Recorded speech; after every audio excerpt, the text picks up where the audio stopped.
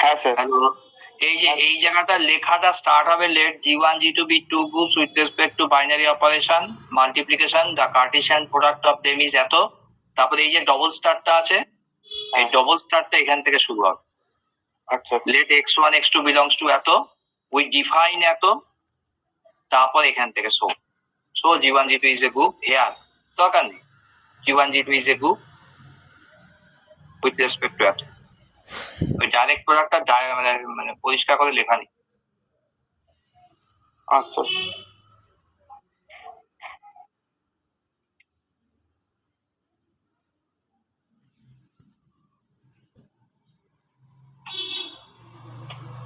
এমনি 11:43 বেজে গেল, 12টায় তো শেষ হয়ে যাবে। এবার আমরা যেটা পড়বো জেনারেলাইজড ডেফিনেশন। তার আরেকটা মেয়ের অ্যাডমিশন ঝামেলা রে, আবার অ্যাডমিশন। তাহলে আমাদের পড়াটার কি হবে? 11:43 বাজে, 12:30 বাজবে নাকি? এবার প্রবাবিলিটির পড়া তৈরি করতে হবে, লিখতে দেবে তো পড়া।